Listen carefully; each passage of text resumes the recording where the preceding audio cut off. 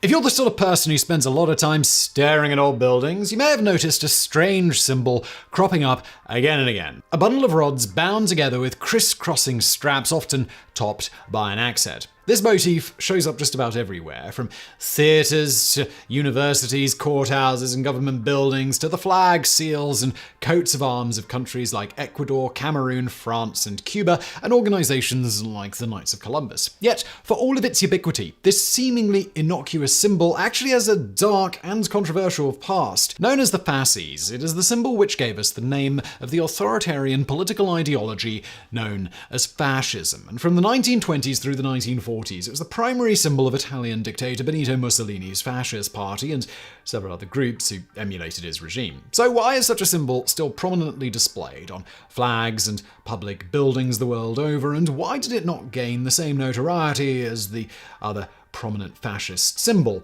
the swastika? The Fasces, or more correctly pronounced fascis, means bundle in Latin and is thought to have originated with the Etruscan civilization which occupied the Italian peninsula from around 900 to 27 BCE. The earliest known example is a miniature iron version dating from the 7th century BCE, excavated from an Etruscan tomb at Vetulonia.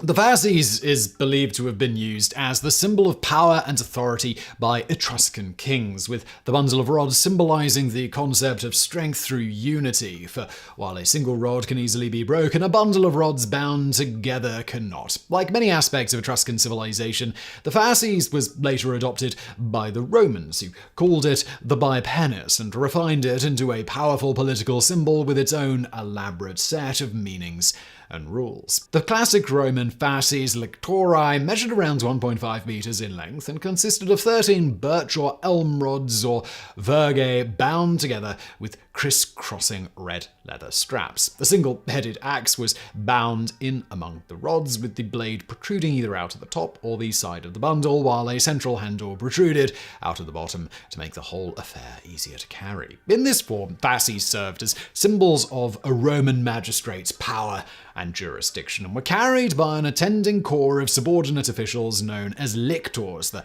number of lictors and fasces corresponding to the rank of the magistrate. The lowest-ranking officials, curule aedles, were allowed 2, propraetors 5, praetors 6, proconsuls 11, consuls 12, and the highest rank of magistrate, the dictator, a full 24. Roman emperors often decorated their fasces with a laurel wreath, especially during triumph ceremonial processions celebrating military victories. And according to Roman soldier Cicero, lesser regional magistrates were not even permitted to display full fasces, making do instead with a bacilli, a smaller version with only 2 rods and no axe. While on official duty, magistrates would be preceded by their lictors, who would announce his arrival and remind those present of his authority. When one magistrate met another of a different rank, the lictors of the lesser magistrate would lower their fasces as a form of salute or deference, and when a magistrate died, he had the exclusive right to include fasces on his tomb. Conversely, if a magistrate was convicted of a criminal offence, his fasces would be ceremonially broken to symbolize his disgrace and loss of authority. By the time of the Roman Republic, from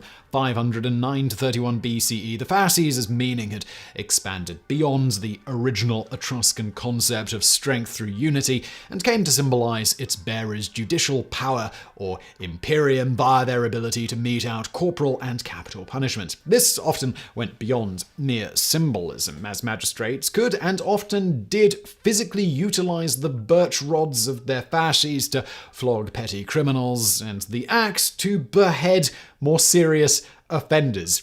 Really. As the Roman Empire expanded across the classical world, the fasces became a feared symbol of conquest, with Julius Caesar carrying one through the streets of Alexandria in Egypt after defeating his rival Pompey.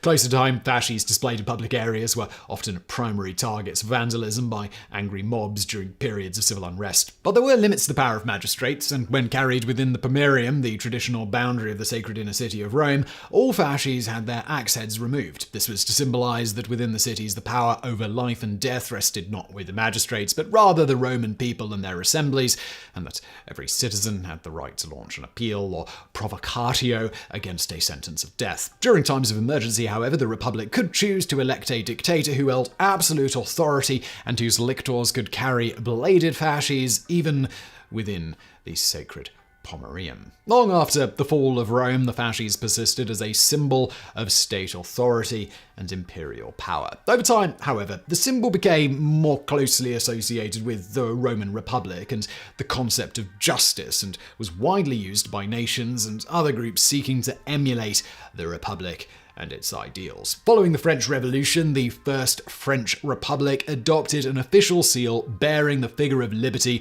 holding the fasces, and a coat of arms displaying the fasces topped by the Pharyngian cap or pileus, the brimless hat worn by freed Roman slaves and a traditional symbol of liberty. This same image appears in the modern-day coat of arms of Cuba. The First Republic coat of arms was redesigned in 1905 by painter-engraver Maurice de Meyer and features the fasces surrounded by olive and oak leaves representing peace and justice, and a scroll bearing the Republican motto Liberté, Fraternité, Égalité, which, while never officially adopted by the French government, a modified version of this coat of arms bearing the letters RF for République Française, still appears on modern French passports. Another country which aspired to emulate Roman Republican values was the United States of America. As a result, the fasces, along with many other neoclassical motifs, appeared everywhere in American government architecture and iconography. Among other places, the symbol can be found above the doors of the Oval Office, flanking the podium in the United States House of Representatives, atop the dome of the Capitol building, and on the official seal of the United States Senate and the United States Tax Court. The symbol is also widely associated with President Abraham Lincoln and his 1862 Emancipation Proclamation, and is prominently featured on the armrests of the Lincoln Memorial and on the Emancipation Memorial in Washington, D.C. In the late 19th and early 20th centuries, however, the fasces began to take on a more radical meaning, especially in Italy, where the derived term fascio, meaning bundle, came to be used by various revolutionary movements to mean group, union, or league. This use of the term first appeared in Sicily, where in the 1880s a number of revolutionary, democratic, and socialist movements known as Fasci Siciliani sprung up across the island. Composed mainly of poor tenant farmers and sharecroppers, for 5 years, from 1889 to 1894, the fasci fought for higher wages, fairer rents, and land redistribution until the movement was put down by the mainland Italian government. But the revolutionary connotations of the fasci stuck, and the symbol was widely used by various independent nationalist groups, both in the lead-up to and the aftermath of the First World War. Among these scattered groups was the Fasci di Azione Rivoluzionaria, or Revolutionary Action League, founded in Milan in 1914 by a young journalist named Benito Mussolini. In 1915, the leaders of the various fasci met in Milan and agreed to join forces, creating a national organization which in 1919 became known as the Fasci Italiani di Combattimento, or Italian League of Combatants, and in 1921 the Partito Nazionale Fascista, or National Fascist Party. In 1922, following his infamous March on Rome, Benito Mussolini was appointed Prime Minister of Italy by King Victor Emmanuel III. Within 5 years, Mussolini established an absolute autocracy and declared himself Duce, or Dictator of Italy, and the terms fascist and fascism became indelibly linked with right-wing authoritarianism. Mussolini saw his new fascist Italy as a spiritual successor to the Roman Empire, and thus appropriated a great deal of Roman iconography, including the Aquila or legionary eagle, the Capitoline wolf, the senator's Populsque Romanus or SPQR motto, the raised arm Roman salute, and of course, the fasces. The flag of fascist Italy comprised the traditional Italian tricolor, with the fasces superimposed over the white center stripe, while the flag of the National Fascist Party featured a black background. The color black was widely used in fascist iconography, most famously by Mussolini's paramilitary, the Black Shirts, who participated in the 1922 March on Rome. This was, in turn, inspired by the elite World War II Italian shock troops known as Arditi, who wore black uniforms to symbolize death. The fasces were also prominently featured on aircraft of the Italian Regia Aeronautica Air Force, on Mussolini's personal monogram and tomb, and dozens of public buildings constructed during the fascist era, including the Foro Mussolini, now the Foro Italico, in Rome. Several other groups who sought to emulate Mussolini also adopted the symbol, including Oswald Mosley's British Union of Fascists, which used the fasces as their primary symbol before switching to their more iconic flash and circle. Following the Nazi invasion of France France in 1940. The collaborationist Vichy regime of Marshal Philippe Pétain also made use of the fasces with a double-headed axe, or Francisca, derived from Pétain's personal banner. Mussolini's fascist regime began to crumble in 1940 as Allied forces steadily pushed their way up the Italian peninsula.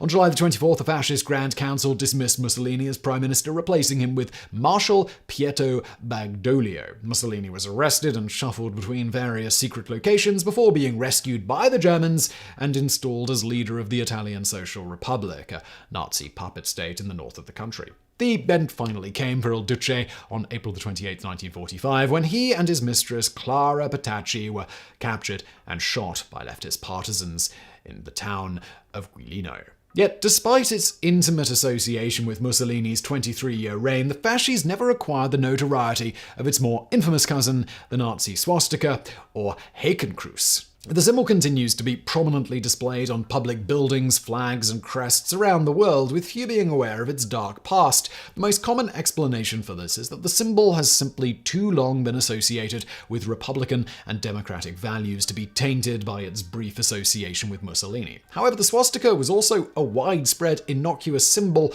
long before its appropriation by the Nazis. Originating in Indian Hinduism and Buddhism as a religious icon in the late 19th and early 20th centuries, the swastika became a popular symbol of good luck, being widely used on clothing, jewelry, architecture, and as a company trademark. Several sports teams and even 2 towns in New York State and Ontario, Canada, were even named after the symbol. A more plausible explanation for the fasces' lack of notoriety is that Allied propaganda during the Second World War tended to focus far more on Nazi Germany and Imperial Japan, with Mussolini's Italy often being depicted as the ineffectual third wheel of the Axis tripartite pact. The average Allied citizen was thus likely far more familiar with the swastika than the fasces as a symbol of hate and tyranny. Unfortunately, the fasces as a hate symbol appears to be making something of a comeback. In many Western nations, the open display of Nazi flags and symbols is banned, forcing many neo-Nazi and white supremacist groups to use more obscure symbols such as the flag of pre-Nazi Imperial Germany and the fasces. According to the Anti-Defamation League, Youth for Western Civilization, Southern White Alliance, Vanguard America, Patriot Front, and the National Socialist movements are among the many American ultra-right-wing groups which have used the fasces as part of their iconography. This all goes to show that symbols are mutable, ambiguous things, and whether a given symbol represents justice and democracy or hate and authoritarianism very much depends on who you ask. So I really hope you found this video interesting. If you did, please do hit that thumbs up button below. Don't forget to subscribe, and as always, thank you for watching.